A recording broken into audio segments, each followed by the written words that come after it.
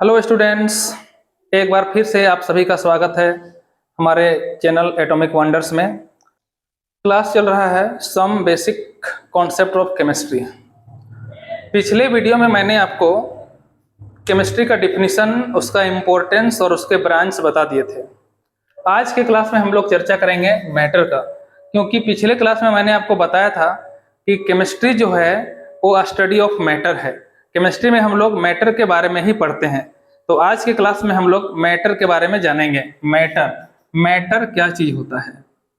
Definition है anything, कोई भी चीज दैट हैज मास, जिसके पास मास है और जो ऑक्यूपाई करे स्पेस, स्थान घेरे, उसको हम लोग मैटर बोलते हैं।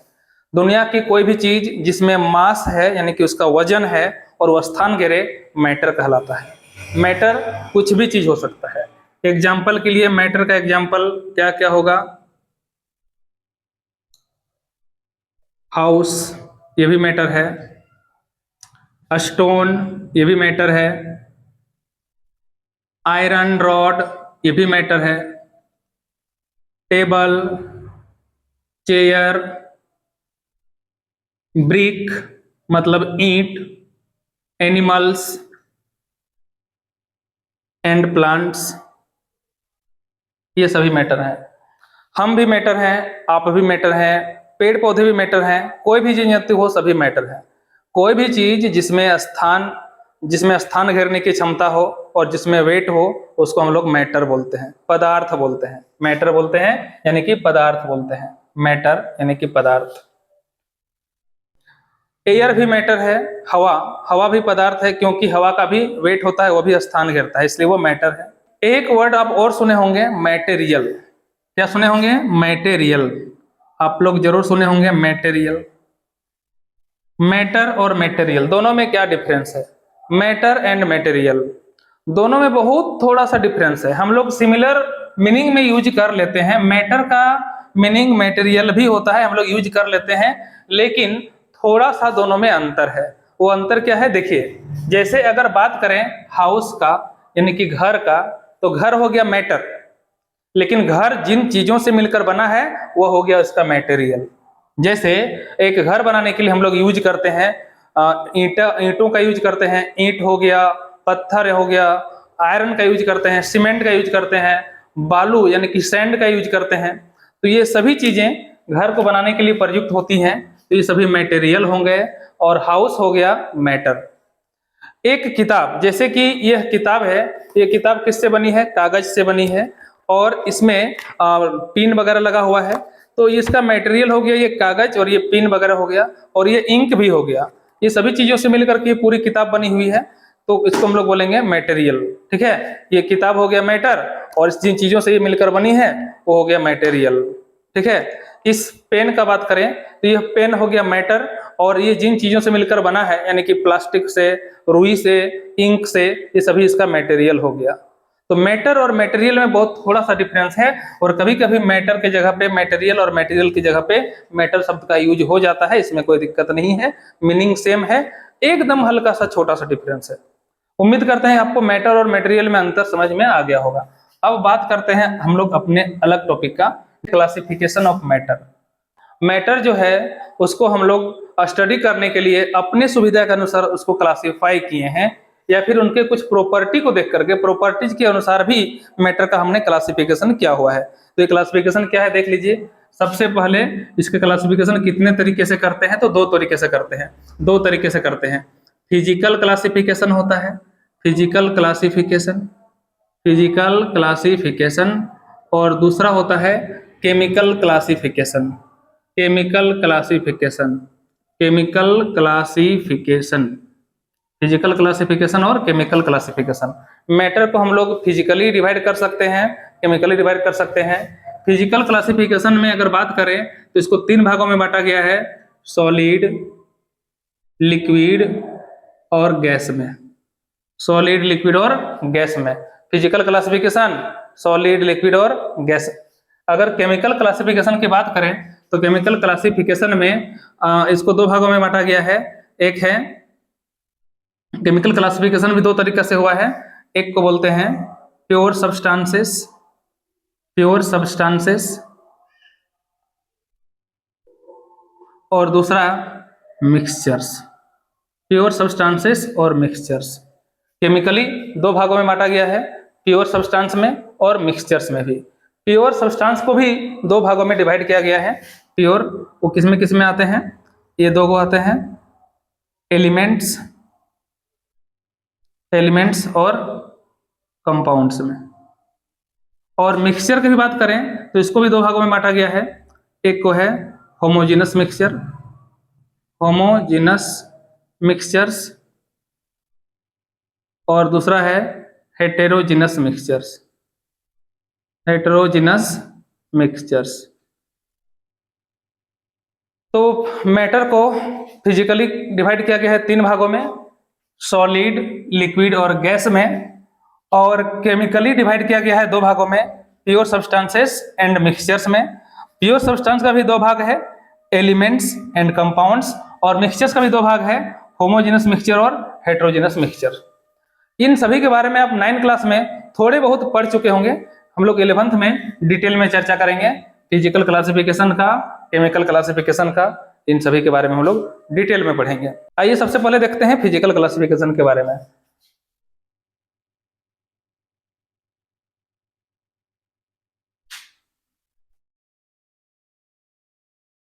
फिजिकल क्लासिफिकेशन की बात करें तो हमारे पास है सॉलिड,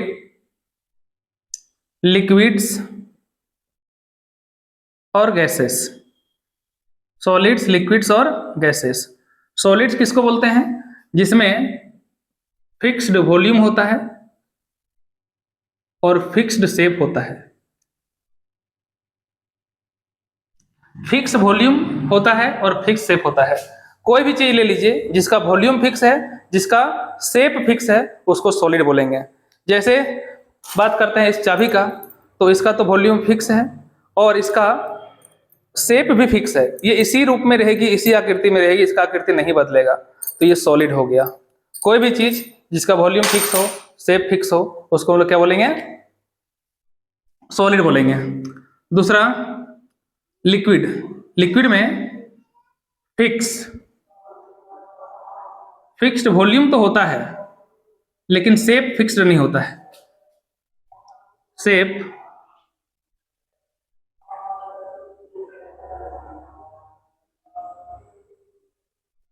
फिक्स शेप नहीं होता है।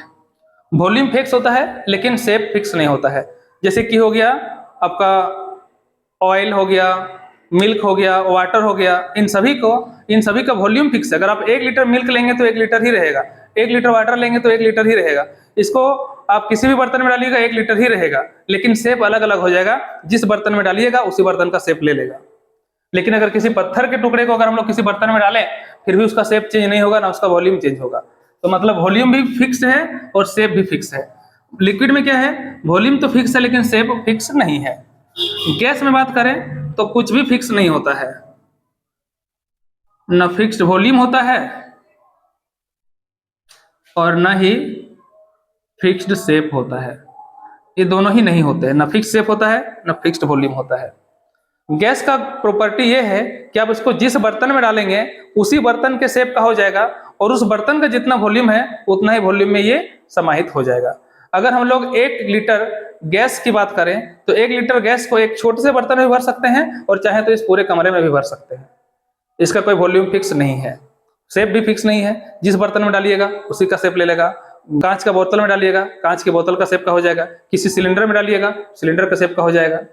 तो फिजिकल क्लासिफिकेशन में सॉलिड, लिक्विड और गैस होते हैं, और तीनों के प्रॉपर्टी क्या होते हैं, तीनों के क्या क्या कैरेक्टरिस्टिक्स होते हैं, इनको हमने देख लिया।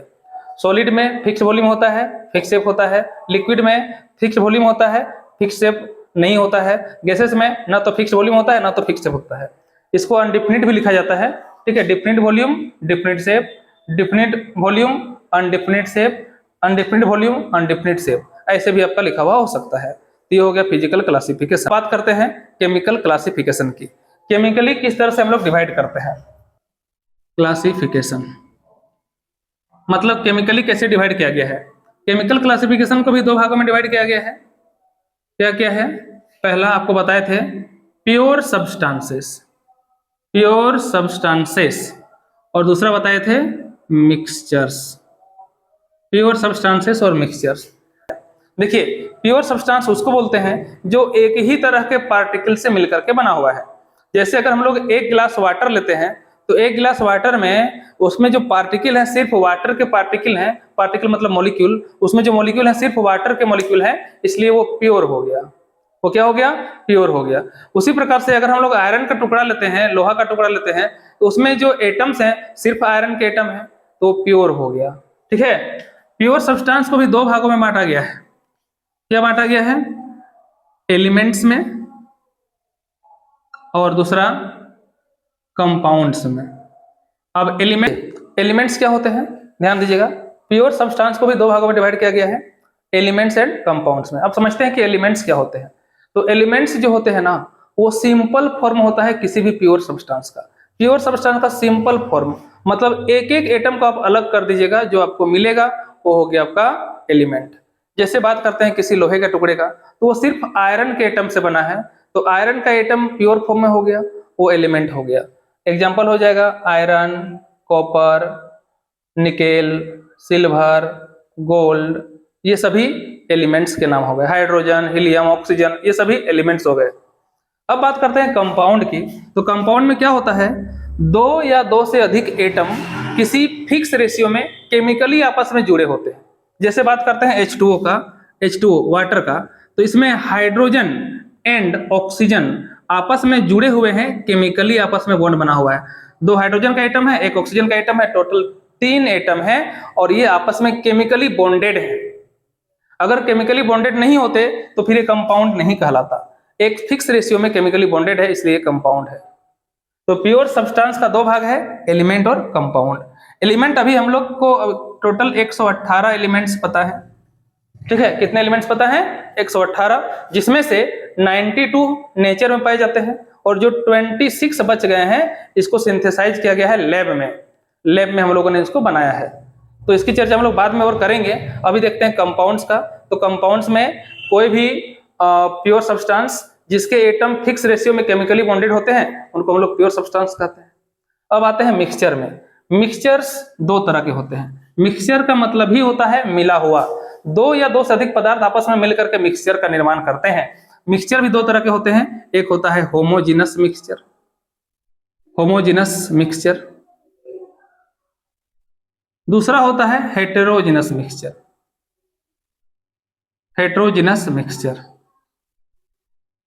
होमोजीनस मिक्सचर किसको बोलते हैं? होमो का मतलब होता है एक जैसा, हेटेरो का मतलब होता है अलग अलग। एक जैसा उत्पत्ति वाला पदार्थ आपस में मिला हुआ है तो होमोजीनस मिक्सचर हो गया। एग्जाम्पल की बात करें, अगर हम लोग एक गिलास पानी में ग्लूकोज घोल देते हैं तो ग्लूकोज के पार्टिकल वाटर के पार्टिकल के साथ मिक्स करके बिल्कुल समान रूप से मिक्स हो जाते हैं और एक जैसे पार्टिकल्स का निर्माण करते हैं। आप ग्लूकोज को लीजिए, एक गिलास पानी में घोल दीजिए, एक गिलास हो गया।